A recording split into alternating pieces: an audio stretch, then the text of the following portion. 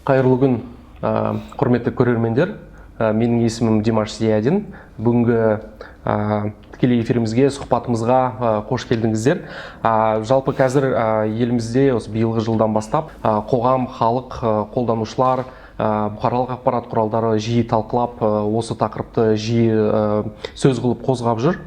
Сондықтан біз бүгін Алматы қаласы қоғамдық денсаулық басқармасы басшысы, медицина ғылымдарының докторы Тілеухан Әбілдаев ағамызбен кездесіп отырмыз. Тілеухан аға, келісім бергеніңізге рахмет. Біз осы уақытқа дейін жалпы осы интернетте, әлеуметтік желідегі парақшаларымызда қолданушылардан сұрақтар жинап, соларға жауап беруді ниет етіп келген болатынбыз. Сол сұрақтардың бір парасын алып, ең көп қойылған, халықты алаңдататын деген сұрақтарды жинап, қазір солар бойынша жауап береміз. Бірақ басқа қойылмаған сұрақтар бойынша оларды топтастырып, олар бойынша алдағы уақытта толыққанды үлкен материалдар әзірлеп, назарларыңызға ұсынатын боламыз. Тілеухан аға, енді жалпы бұл міндетті әлеуметтік медициналық сақтандыру деген не, ол қалай жұмыс істейді, оның халық үшін, қоғам үшін қандай пайдасы бар? Осы туралы бір ауыз айтып кетсеңіз. Міндетті әлеуметтік медициналық сақтандыру жүйесі бұл біздің елімізде денсаулық сақтау саласының тұрақтылығын, әсіресе оның қаржыландыру тұрақтылығын, біздің халқымызға, елімізге, тұрғындарымыздың бүгінгі таңдағы көптеген медициналық көмектің түрлерінің қолжетімділігін қамтамасыз ететін және осы елімізде атқарылып жатқан, көрсетіліп жатқан медициналық қызметтердің сапасын жоғарылатуға ықпал ететін жүйе деп қарастыруымыз керек. Бұл жүйені ендіруге дейін біздің елімізде біраз әлемдік тәжірибелерді талдап, оның негізгі жетістіктерін ескере отырып шешімге келген болатын. Мысалы, бүгінгі таңда біздің алдымызда, мемлекетіміздің алдымызда әлемдегі ең озық 30 мемлекеттің ортасына қосылу мақсат тұратын болса, әсіресе мынау экономикалық ықпалдастық даму ұйымына кіретін мемлекеттердің құрамына ену мақсаты тұратын болса, бұл жерде бүгінгі таңда барлығында дерлік медициналық сақтандырудың әртүрлі модельдері енгізіліп қалыптастырылған. Міне осы елдердегі бүгін медицинаның даму деңгейі, медицинаның бүгінгі даму деңгейіне халықтың ортасында қанағаттану деңгейі өте жоғары. Одан бөлек біздің елімізде осы денсаулық сақтау саласындағы қызметтерге жүгінген азаматтардың қалтасынан кететін шығынның былтыр үлес салмағы 40%-дан асып кеткен. Ал дүниежүзілік денсаулық сақтау ұйымының тұжырымдамасы бойынша қайбір мемлекетте халықтың қалтасынан шығын өзінің денсаулығына деген 20%-дан асып кететін болса, бұл осы елдердегі денсаулық сақтау саласының ғана емес, экономикасының да тұрақсыздығын айғақтайтын бір көрсеткіштердің бір деп саналады екен. Міне денсаулық сақтау саласындағы осындай қалыптасқан жағдайларды ескере отырып, біз елімізде осы әлеуметтік медициналық сақтандыру жүйесін енгізу туралы шешім қабылданды мемлекеттік дәрежеде. Міне осы жүйенің аясында 2 айдан астам, 2 айға жуық біз елімізде қазір барлық медициналық мекемелер жұмыс жасауда. Міне осының аясында бүгінде бұрынғы жылдары тек қана кепілдендірілген медициналық қызметтің аясында көрсетіліп келе жатқан қызметтің түрлеріне халықтың қалтасынан шыққан шығын жоғары болатын болса, биылғы жылы бұл шығындарды біз едәуір төмендетуге, жалпы алдымыздағы 2 жылдың ішінде оны 2 есе төмендетуге мүмкіндік аламыз деген үлкен күтіміміз бар. Себебі осы бұрынғы жылдары біздің мемлекетімізде дамымай қалған деп айтсақ та болады, денсаулықты оңалту қызметтері, медициналық реабилитация қызметтері кешеуілдеп қалған болатын. Ал биылғы жылы сақтандыру медицинасының аясында оның ауқымы елімізде 8 еседен астам дамығалы отыр. Себебі 8 еседен астам осы бағытта бөлінген қаржылардың деңгейі өсті. Бұдан бөлек консультативтік диагностикалық қызметтің түрлері біздің осы амбулаториялық емханалық деңгейде кешеуілдеп қалған болатын. Осы бағыттағы бөлінетін қаржылардың деңгейі биылғы жылдары 4 еседен астам өсіп отыр. Мысалы, консультативтік қызметтің түрлеріне жататын кейбір қымбат тұратын магниттік резонанстық томографиядан өту, компьютерлік томографиядан өту, кейбір лабораториялық қымбат зерттеулерден өту мәселесі қаржылай жағынан қамтамасыз етілмеген болатын. Міне осы әлеуметтік медициналық міндетті сақтандыруды енгізу аясында осы мәселелер өзінің толыққанды шешімін табады деп күтілуде. Ал бұл міндетті әлеуметтік медициналық сақтандырудың сызбасы қандай, ол қалай жұмыс істейді? Мысалға, жаңа қарапайым азамат жарна төлеу және одан кейін медициналық көмек алу. Осы схема қалай жұмыс істейді, сол туралы бір ауыз айтып кетсеңіз. Бір айта кететін жағдай, мысалы, мемлекет тарапынан кепілдендірілген медициналық көмектің түрлері бұл жүйенің айнасында да сақталады. Мысалы, бұл медициналық кепілдендірілген көмек пакетінің аясында, мысалы, төтенше жағдайлардағы, мысалы, жедел жәрдем көмегін шақыру мәселесі, және санитарлық авиациямен көмек алу мәселесі, бұдан бөлек түрлі 25 созылмалы аурулардың жағдайларында және 13 әлеуметтік маңызды ауруларды емдеу жағдайларында және паллиативтік қызмет көрсету жағдайында және туберкулез ауруына байланысты оңалту медициналық қызметін көрсету жағдайларында бұл біздің Қазақстанда тұрып атқан барлық тұрғындарға, оралмандарға, Қазақстанда ұзақ уақыт тұрып атқан басқа да шетелдік азаматтарға бұл қызметтің түрлері осы кепілдендірілген медициналық көмектің аясында тегін көрсетіле беретін болады. Бірақ екінші пакеттің аясында көрсетілетін, сақтандыру пакетінің аясында көрсетілетін қызметтің түрлері, бұлар көбінесе жоспарлы медициналық қызметтің түрлерінде. Және 25 созылмалы ауруларға жатпайтын басқа аурулардың түрлерін стационарда, алмастыратын қызметті көрсеткен кезде, және жоғары медициналық технологиялық қызметтің түрлерін кейбір операциялар жасаған кезде, міне осыларды осы сақтандыру пакетінің аясында ғана алуға болады. Бұл жүйенің бір ерекшелігі, сақтандырылған азаматтар, мысалы, олар жылына бір айлық есептік көрсеткішпен өзінің жарнасын төлейтін болатын болса, жылына оның барлық 12 айда төлегені 32 мың теңгенің көлемінде болады екен, жарнасының барлық қосқанда. Ал егер осы сақтандыру пакетінің аясында қызмет алатын болса, мысалы, жүрегі ауырып қалған жағдайда, аорта коронарлық шунтирование жоспарлы жасаған жағдайда, бұл көмектің түрі, негізі оның ақысы 2 миллион теңгенің көлемінде болады. Міне осындай өзінің айлық табысының көлеміне қарай, кішкене өзінің үлесін қоса отырып осы қорға, осы жүйеге, ауырып қалған жағдайда ол қанша ақы тұратын болса да, осы жүйенің арқасында ол өзінің денсаулығын жақсартуға, түрлі емдік шараларды, диагностикалық шараларды пайдалануына, тегін пайдалануына мүмкіндік алады. Сондықтан бұл жүйе бүгінгі таңда әлеуметтік деген өзінің атында да тұр. Жыл ішінде осы қорға қатысушы азаматтардың үлесін ескере отырып, ауырған адамдарды толыққанды, ауырмаған осы жылда осы қордың аясында қаржыны пайдаланған азаматтардың есебінен толыққанды диагностикалық емдеу шараларымен қамту мәселесі мақсаты осы қордың есебінен шешіледі.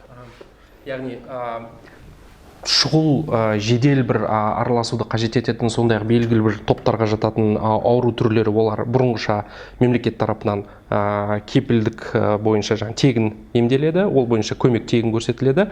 Ал медициналық сақтандыру аясында азаматтар диагностикалық болмаса басқа да бір белгілі бір ауру топтарын бойынша ем-дом ала алады. Дұрыс түсіндіңіз деп есептеймін. Бұл мемлекет тарапынан кепілдендірілген көмек осы былтырғы жылғы деңгейінде сақталады десек, біз қателеспейміз.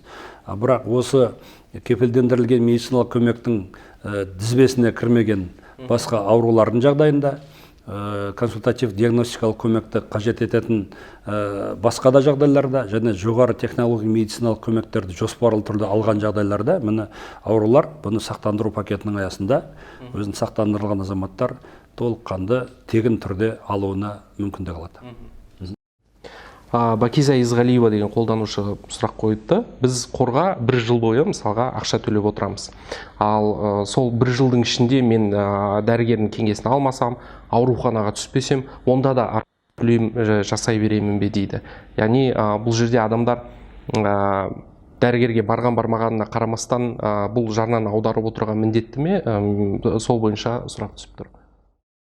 Сұрағы орынды деп есептеймін. Бірақ бұл міндетті әлеуметтік медициналық сақтандыру қоры бұл зейнетақы қоры сияқты жинақтаушы қорға жатпайды. Бұл қордағы жиналған қаржы жылдың ішінде елімізде халықтың денсаулығына байланысты толық ол халықтың денсаулығына жұмсалуы мүмкін. Сондықтан биылғы жылы ол азаматша өзінің төлеген қордағы жинақтаған қаржылары келесі жылға көшіп, келесі жылы ол кісі ауырып қалған жағдайда, сол жағдайда емдік шараларды тегін алуына ертең ол қызмет ете алмайды. Ол кісі жыл сайын өзінің аймамай, егер еңбек жасайтын адам болатын болса, еңбек жалақысының көлемінен белгілі бір мөлшерде жарна аударып тұру керек. Ал егер ол топқа жатпайтын болатын болса, жеңілдік сатысына жататын азаматтар болатын болса, онда мемлекет өзінің қамқорлығын алып, аймамай ол кісілерге тиесілі жарнасын аударып отырады.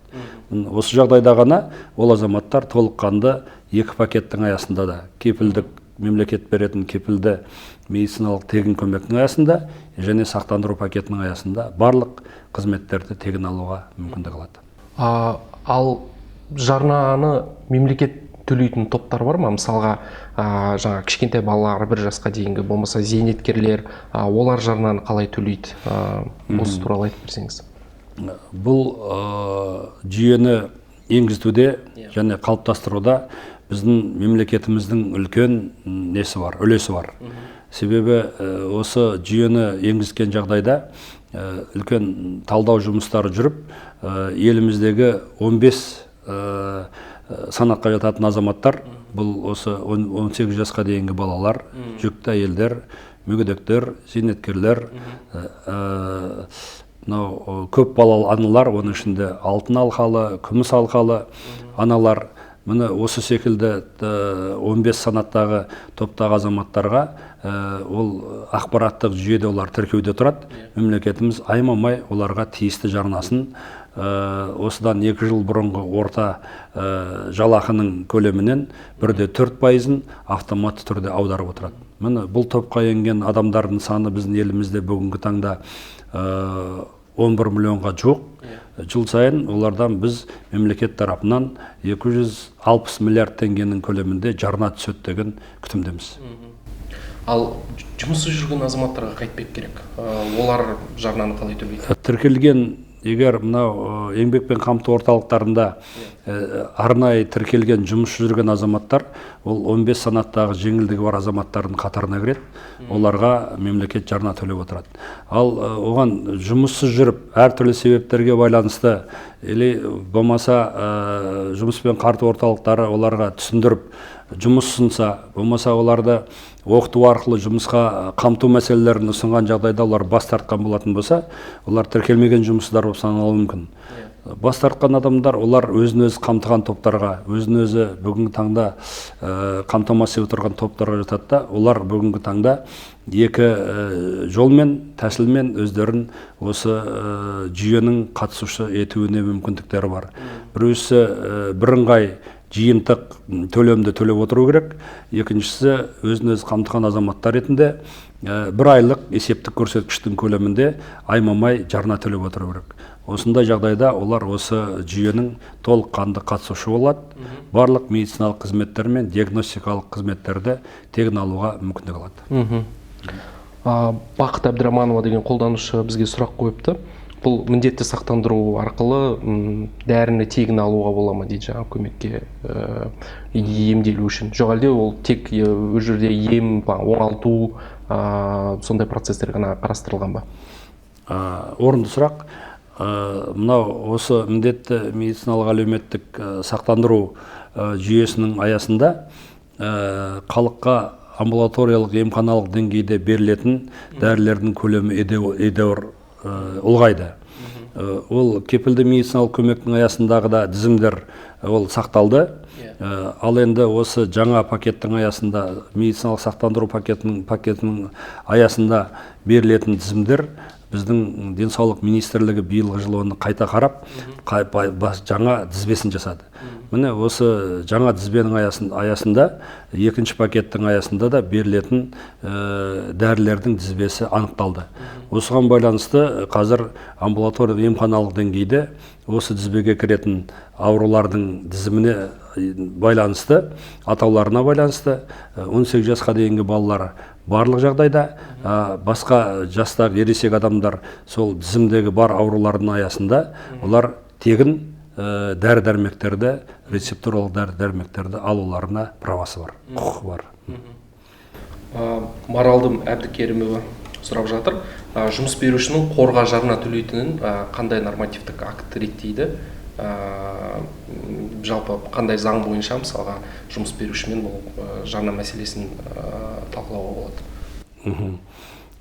Әрбір жұмыс беруші әр айдың 15-ші санына дейін өзінің қарамағындағы жұмысшыларына өзінің табыс көлеміне қарай қорға жарнасын аударып тұруға міндетті.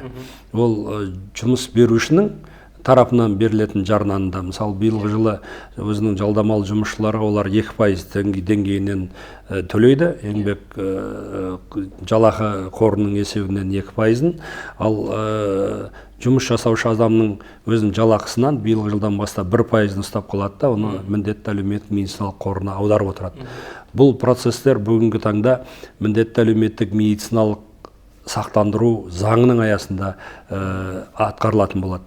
Бұл заңның талаптарын орындау әртүрлі мемлекеттік органдармен қадағаланып отырады. Оның ішінде мынау кіріс комитеті, жергілікті жерлерде кіріс департаменттері бұл заңның орындалуын барлық жұмыс берушілердің тарапынан қадағалап отырады. Олар орындамаған жағдайларға олар тиісті административтік шаралар қолданады.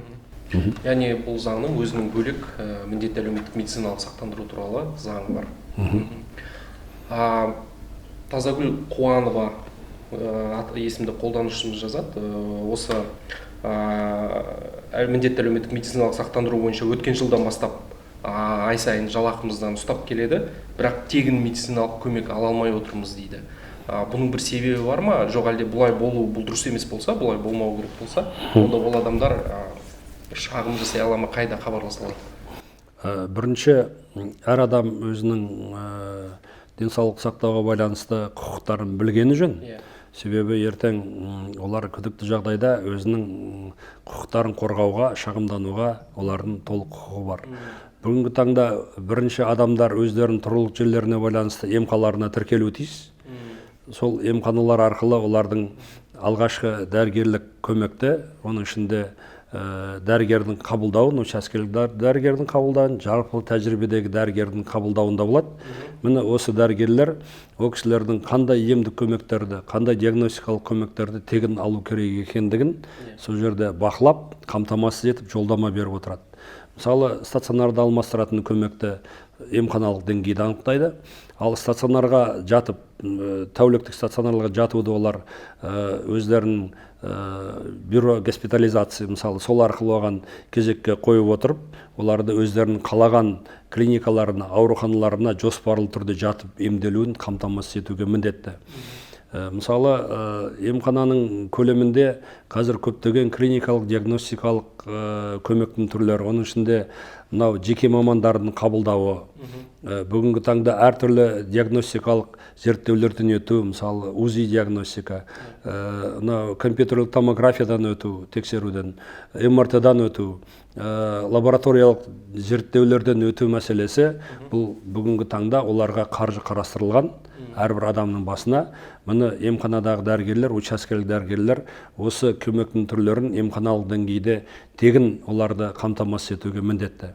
Ал енді жоспарлы клиникаларда, оның ішінде еліміздегі қай қалада емделем десе де, республикалық мекемелерде, болмаса кейбір бүгін осы міндетті медициналық сақтандыру қорының тізіміне енген жеке медициналық мекемелерде емделем десе, оны азаматтар таңдауына, болмаса сол емханалардағы дәрігерлердің ақыл кеңесіне жүгіне отырып таңдауына мүмкіндіктері бар.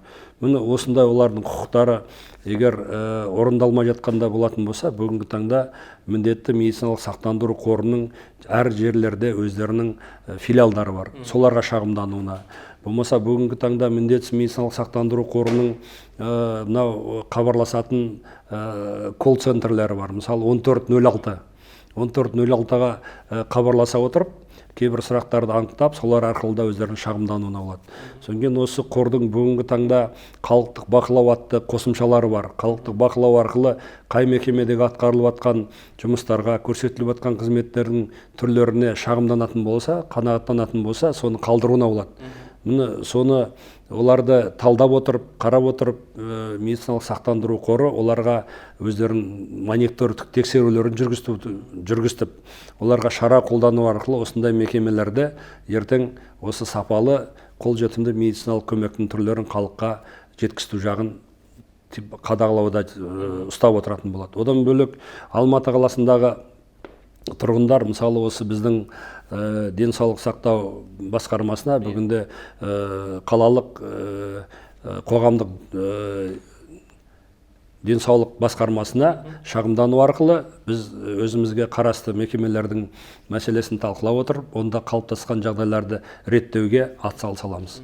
Бұдан бөлек өздеріне көрсетіліп отырған көмектің сапасына көңілдері толмаған жағдайда, мысалы бізде осы халыққа көрсетіліп жатқан қызметтің сапасын тексеретін бізде департамент бар біздің қаламызда. Бұл министрлік тарапынан комитеттің департаменті болып салынады. Міне осы департаментке шағымдану арқылы өздерінің құқықтарын қорғауларына толыққанды мүмкіндіктері бар. Ал бұл медициналық сақтандыру аясында созылмалы ауруларды емдеу мүмкіндігі қарастырылған ба? Созылмалы аурулардың 25 созылмалы аурудың түрлері бүгінде диспансерлік қадағалауды, дәрігердің тарапынан тұрақты қадағалауды қажет ететін аурулар. Бұлар бүгінгі таңда кепілдендірілген медициналық көмектің пакетінің аясында оларды қарау, емдеу, диагностика шараларын жүргізу қамтылған. Бұл 25 аурудан бөлек созылмалы аурудың түрлері болатын болса, олар осы сақтандыру пакетінің аясындағы өзінің емханаларынан алған жолдамаларын пайдалана отырып, толыққанды емханалық деңгейде, стационарда алмастыратын көмекті алу деңгейінде және мынау тәулік бойы емделетін стационарлық көмектерді алу деңгейінде, онда сақтандыру пакетінің аясында олар бұл көмектің барлық медициналық көмектің түрлерін бүгінгі таңда тегін алуға мүмкіндіктері бар. Рысбике Әнешева есімді қолданушымыз мынандай сұрақ қойыпты. Ағам зауытта жұмыс істейді. Асқазанында ойық жара бар. Амбулаторияға емделуге барып тұру керек. Егер осы аурудың кесірінен жұмыстан шығып қалса, ол тегін емделе ала ма деп сұрайды. Бірінші кезекте айтқан болар едім, біздің еліміздегі әртүрлі заңдық құжаттар бүгінгі таңда әрбір адамның ауырып қалған жағдайда өзінің жұмыс орнын сақтауына ол көмектесуге тиіс. Ал одан бөлек ол кісі заводта жұмыс істейтін болатын болса, ол қандай ауру болса да, ойық жарасында да, біздің тілімізде кейде язва желудка деп атамыз да, мысалы бұны ол бүгінгі таңда өзінің емханадағы дәрігерінің жолдамасымен толыққанды стационарда емделуіне, оны жазуына қажет болатын болса, оған ота жасатып жазылуына толық мүмкіндігі бар. Сондықтан ал егер ол кісі түрлі себептерге байланысты жұмыстан шығып қалатын болса, жұмыстан шығып қалған азаматтың жарналары төленіп отырған уақытынан кейін 3 айға дейін ол кісі сақтандырылған азамат болып есептеледі. Ол кісінің сақтандыру пакетінің аясында да толыққанды өзінің алып тұруға барлық қызметтің түрлерін тегін алуға мүмкіндігі бар. 3 айдан кейін ол кісі өзінің жіберіп қойған уақыттарына өзін өзі қамтамасыз еткен азаматтар ретінде бір айлық есептік көрсеткіштің деңгейінде ай сайын жарна төлеп отыратын болса, осы жүйедегі барлық қызметтің түрлерін тегін ала береді. Жалпы бұл адам өзінің статусын қайда тіркелу керек, қайда төлеу керек, осы секілді жалпы осы жүйеге қатысты ақпараттарды қай жерден білуге болады, мәселен интернет желісінде? Бүгінгі таңда бұл әрбір адам өзінің мәртебесін сақтандырылған ба жоқ па анықтап алғаны өте жөн. Бұл сұрақ орынды сұрақ деп мен есептеймін. Себебі бүгінгі таңда сақтандырылған ол білу үшін егов.kz арқылы, мысалы мемлекеттік портал арқылы білуіне болады. Одан бөлек мына халыққа қызмет көрсететін орталықтар ол кісілерге көмектесе алады.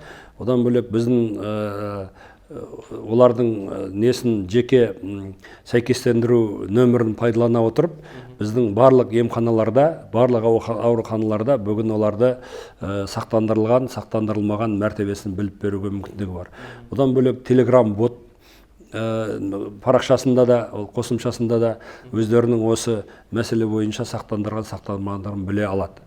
Сондықтан бүгін бұны сақтандырылған, сақтандырылмағандығын өздерінің үйлеріндегі жеке кабинеттерін пайдалана отырып, өздерінің жеке ЭЦП, бізде электронды қолтаңбаларын, цифрлық қолтаңбаларын пайдалана отырып, өздерінің жеке үйде кабинеттерінен де біліп байқауларына болады.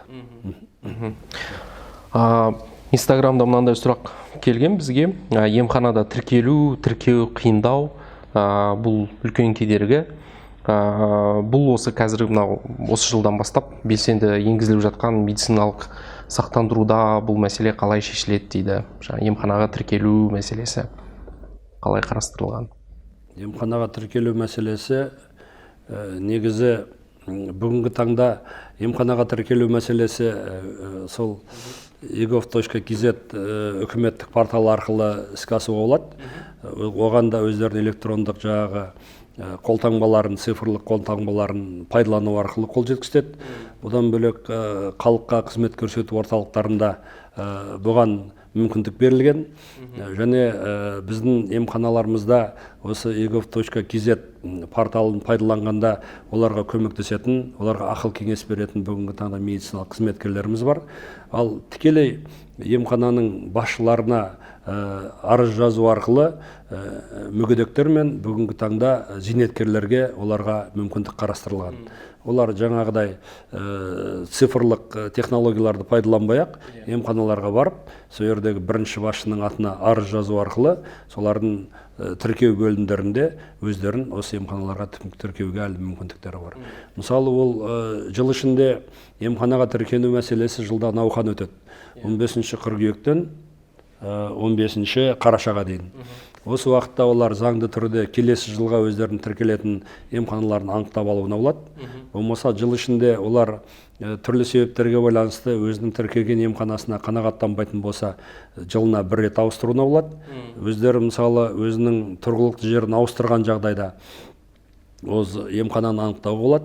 Өзінің тұрғылықты жерінде жаңадан бір емхана пайдалануға берілген болатын болса, сол емхананың таңдауына, болмаса оны денсаулық басқармалары сол емханаларға оларды тікелей жаңадан соғылған емханаға тіркеп оларды ауыстырып отыру, ондай мүмкіндіктері де қарастырылған. Сондықтан осындай бірнеше түрлері ол нелерге байланысты. Мысалы, бір айта кететін жағдай, бұл тіркелетін емханалар мынау міндетті әлеуметтік медициналық сақтандыру қорымен келісім шартқа отырған емханалар болу керек. Ал оған отырмаған емханаларға олар тіркелулеріне мүмкіндіктері жоқ. Сондықтан олардың да сайтынан мысалы www.fms.kz сайтына кіретін болатын болса, ол жерде бұл қандай емханалардың бүгінгі таңда қай қалада осы қордың несінде, тізімінде бар екенде көрініп тұрады. Өзі тұрғылықты жерлеріне жақын сол емханалардың ішінен емханаларды таңдап тіркелуіне толық мүмкіндіктері бар. біздің сайтымыз арқылы мынандай сұрақ келіп түскен болатын.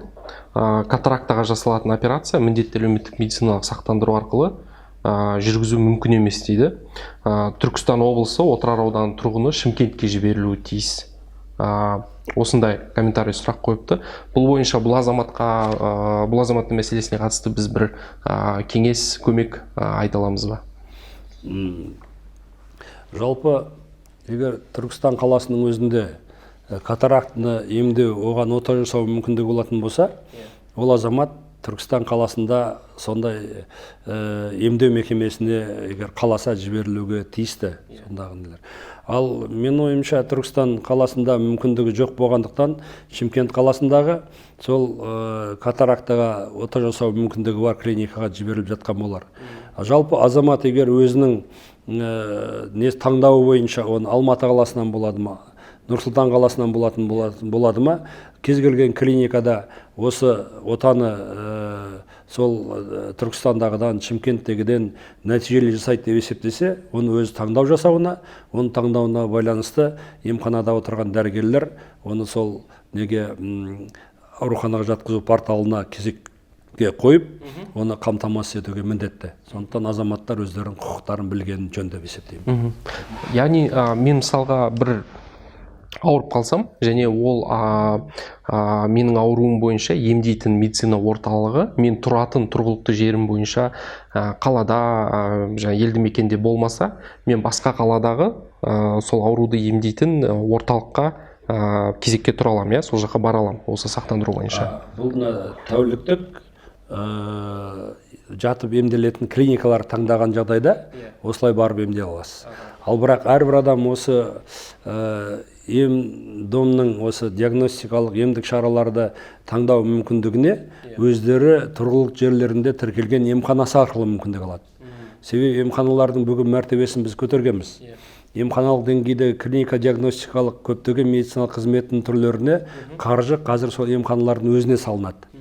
Сондықтан осы емханаларда тіркелген адамдар ол жерде тексеру жұмыстары, өзінің ауруының түрін анықтау жұмыстары жүргізіледі. Мен аурудың түрі анықталғаннан кейін оларды егер кейбір әртүрлі жағдайда емдеу қажет болатын болса, оның ішінде тәуліктік клиникаларға жатқызу керек болатын болса, дәрігерлер оларды тиісті жолдамалар арқылы, тиісті жаңағы ауруханаға жатқызу порталдарына кезекке қою арқылы оларды бүкіл республикамыз бойынша қалаған клиникасына жатқызып емдеуге мүмкіндік жасаулары тиіс. Түсінікті. Мынандай сұрақ келіп түсіпті. Менің әкем ауылда тұрады, жұмыс істемейді. Оған поштаға барып шот ашып ай сайынғы жарнаны, яғни 1600-1700 теңге деп көрсетіпті. Оған қосымда алымдармен қоса төлеу керек деп айтыпты. Әкесіне ауылда тұратын. Әйтпесе медициналық көмек көрсетпейміз деп жауап берген. Бұл қаншалықты дұрыс дейді оқырманымыз? Бұл жерде 1600-1700 деген көрсеткіштердің өздері дұрыс емес, орынсыз деп есептеймін. Екінші, бүгінгі таңда біздің елімізде бірінші сәуірге дейін әрбір азамат ол сақтандырылса да, сақтандырылмаса да, осы жүйенің аясында көрсетіліп жатқан екі пакеттің аясындағы барлық медициналық қызметтің түрлерін тегін алуға құқылы. Құқылы. Міне осы уақыттар ішінде азаматтар осы жүйенің нәтижелігінің, тиімділігінің халыққа бағытталғандығын сезінуге тиіс деген бізде сондай бүгінгі таңда ұстаным бар. Одан бөлек осы 3 айдың ішінде еліміздің тұрғындары өздерінің тұрғылықты жерлердегі емханаларына барған кезде одан бөлек те үгіт насихат жұмыстары осы жүйенің артықшылықтары мен халыққа өзінің сондай қолайлығын түсіндіру шаралары қазір елімізде жүргізіліп жатыр. Біз қазір емханаларға барса оған түрлі ақпараттық бокстар, ақпараттық көрнекті құралдар халыққа қызмет жасауда бүгінгі таңда. Міне осы 1 сәуірге дейін біздің күтіміміз бойынша халықтың саналы бөлігі саналы бөлігі ол бүгінгі таңда егер әртүрлі себептермен жұмыс жасамайтын болса да, болмаса өзінің табыс көздерін бүгінгі таңда тіркемеген азаматтар болса да, солардың көбісі осы сақтандыру жүйесінің қатысушысы болады деп есептейміз. Мысалы, бүгін емханаларда олармен түсіндіру жұмыстарын жасағаннан кейін, олар иланатын болса, олардың сол жарналарын, айлық жарналарын жіберіп қойған айларына төлеуге мүмкіндік жасап тұрған терминалдар бар. Төлем жасайтын терминалдар бар. Солар арқылы сол жерде оларға ақыл кеңес беретін біздің медицина қызметкерлері бар, жауапты адамдарымыз бар. Солар қалай бұл жарнаның төлеу мүмкіндіктерін ақыл кеңесін жүргізіп, сол емханаға барғаннан кейін түсіну жұмыстарын жүргізгеннен кейін, емхананың ғимаратынан шықпай-ақ сол жерде өзін осы жүйенің қатысушысы болып қайтуына мүмкіндіктер жасалған. Мұны еліміздің тұрғындары бұны дұрыс түсініп, ертең осы жүйенің толыққанды қатысушы болатын азаматтардың саны көбейе түседі деген үлкен сеніміміз бар. Дана есімді қолданушымыз сұрап жатыр. Мен бұл міндетті әлеуметтік медициналық сақтандыруға тіркелгенімді қалай білем? Бағанағы сұрағымыздың жалғасып кетті ғой. Бірақ мына бір сұрақ менің ойымша өзекті деп ойлаймын. Мен үшін жұмыс берушінің жарна төлеп отырғанын қалай білемін дейді. Яғни жұмыс беруші төлеп отыр ма, жоқ па, оны бір жерден білетін бір ресурс бар ма? Негізі заң бойынша жұмыс беруші ай сайын ол қарамағындағы жұмысшыларына міндетті әлеуметтік медициналық сақтандыру қорына жарнасын төлеп отырған туралы ақпарат беріп отыру керек. Олардың бірінші міндеті. Екіншіден, ол кісілерге түсіп отырған жарнаны жаңағы түсіп отыр ма, аймамай түспей отыр ма, egov.kz сайт арқылы, мысалы, өзінің электронды цифрлық қолтаңбасын пайдалану арқылы білу болады. Одан бөлек, мысалы, осы қордың сайт арқылы www.fsms.kz сайт арқылы білу болады. Содан соң өздерінің жеке куәландыру несінде куәліктерінде көрсетілген жеке сәйкестендіру нөмірін пайдалана отырып, біздің медициналық мекемелерде, болмаса халыққа қызмет көрсету орталықтарына жүгіну арқылы, онда халыққа көрсетілетін Коннент-Фойт деген өздерінің бір бөлімшелері болады. Сондағы жаңағы ақыл кеңес беретін жұмысшылардың көмегіне жүгіне отырып, өздеріне жарна түсіп отыр ма, жоқ па, біліп алуларына болады. Сұрақтарымыздың бір тобы мына ультрадыбыстық зерттеумен МРТ-ға байланысты қойылды. Бұл қызметтерді алуда қарастырылған ғой, яғни оны алу үшін не істеу керек адамдарға? Бұл ультрадыбысты диагностика қою және компьютерлік томография, содан бөлек магнитті-резонанстық томография тексерулерін өту. Былтырғы жылдары әсіресе соңғы КТ, МРТ өту мәселелері тек қана бір топтарға ғана мүмкіндік беретін. Былтырғы қаржының көлемінде. Биылғы жылы емханалардың деңгейінде дәрігерлердің егер оған көрсетілімдер бар деп есептейтін болса, барлық көрсетілім бар азаматтарға бұл диагностикалық тексерулердің түрлері осы сақтандыру пакетінің аясында тегін. Бұған қаржы жеткілікті деп есептейміз. Тек қана адамдар өзінің учаскелік дәрігеріне, болмаса өзінің үйінің маңындағы тіркелген емханаларындағы жалпы тәжірибедегі дәрігерлеріне уақытылы көрініп, өздерінің денсаулығына байланысты шағымдар болатын болса, осы дәрігерлер ол кісілерді толыққанды барлық дәрігерлердің ақыл кеңесімен және осы ультрадыбыстық тексерумен, компьютерлік томографиялық тексерумен және магнитті-резонанстық томографтың тексерулерін өтуіне бүгін толыққанды осы жүйенің аясында мүмкіндік бар деп есептейміз. Түсінікті. Қолданушылардан мынандай сұрақ болды. Мысалға, мен жаңағы екі жерде жұмыс істеймін, үш жерде жұмыс берушім бар. Олардың бәрі бірдей осы жарнаны аударып отырған міндетті ме, жоқ біреуінің аударып отырғаны жеткілікті ме? Бұл мынандай тағы көрсеткіштеріміз бар. Бүгінгі таңда 10 айлық көрсеткіштен асып кететін болса, мысалы, орташа бұл бүгінгі таңда бір 300 360 мың теңгенің көлемінде ме?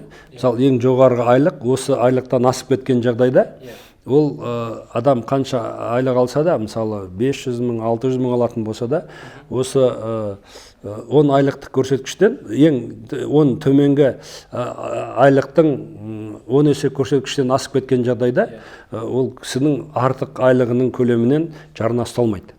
Мысалы, шектеу бар.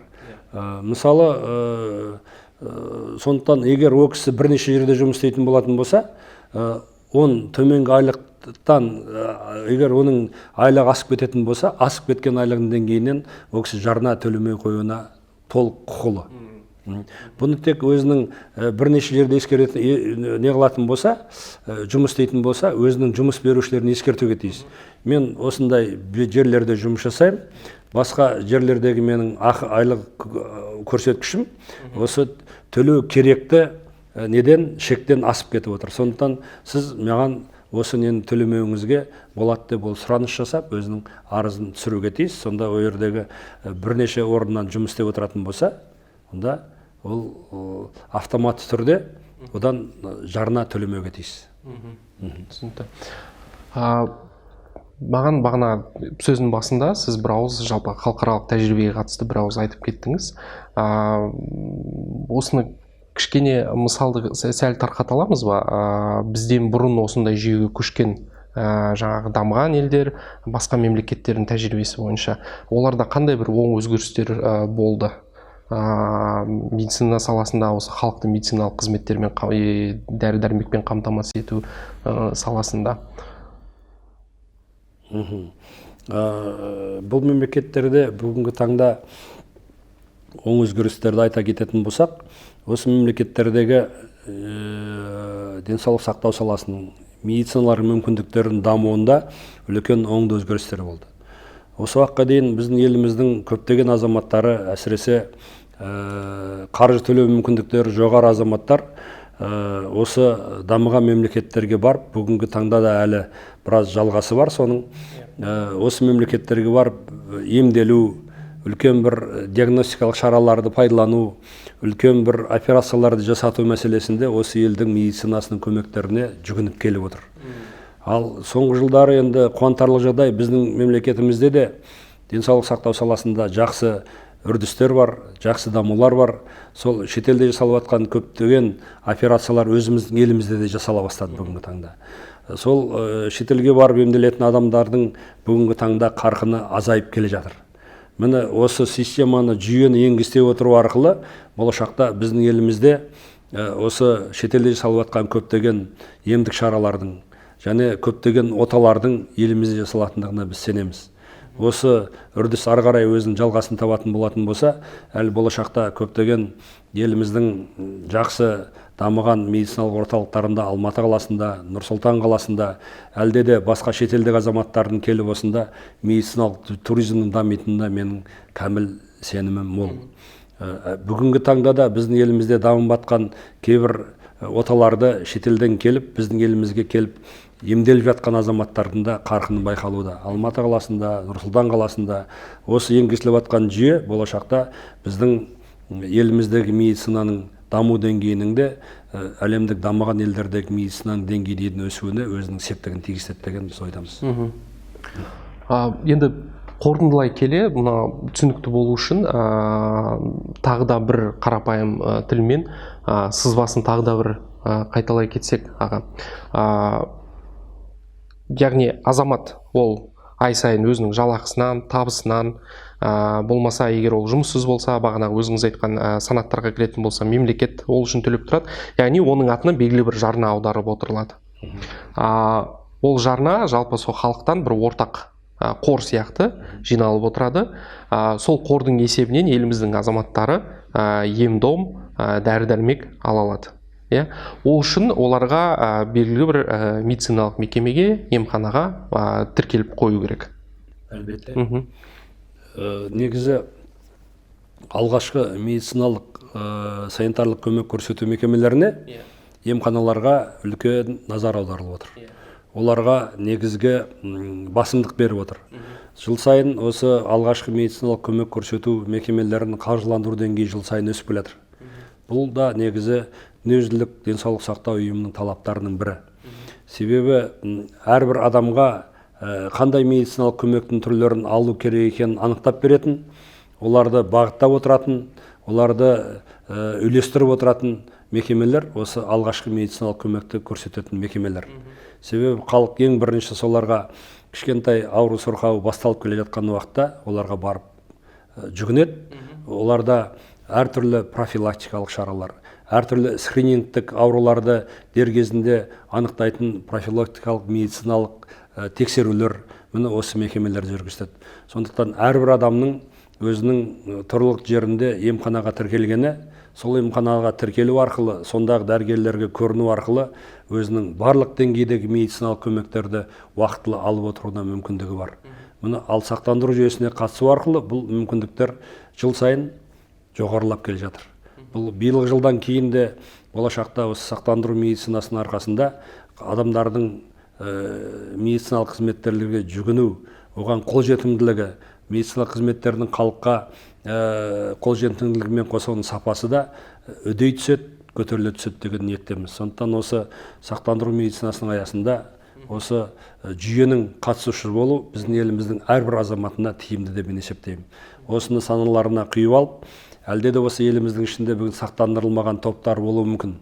Осы топтағы азаматтар саналы түрде осы жүйенің ертең қатысушысы болып, осы екі пакеттің аясындағы да медициналық қызметтің түрлерін алуға мүмкіндік алғандарын мен қалаған болар едім. Иә, сақтансаң сақтаның деген сөз бар ғой. Әңгімеңізге үлкен рахмет, Тілеухан аға. Құрметті көрермендер, біз бүгінгі сұхбатымыз бойынша қойылып үлгермеген сұрақтарды, жалпы өте көп сұрақ келіп түсті. Оның бәрін біз жинастырамыз, топтастырамыз, тақырып бойынша бөліп, үлкен кәдімгі мақала әзірлеп, назарларыңызға ұсынатын боламыз. Бүгінгі сұхбатымыз видео түрінде бөлек жарияланады. Сондай-ақ тікелей эфирде әлеуметтік желілерде сақталып қалады. Бұның бәрін кез келген уақытта қайыра оқып, көріп, өздеріңізге қажетті ақпаратты алып отыра аласыздар.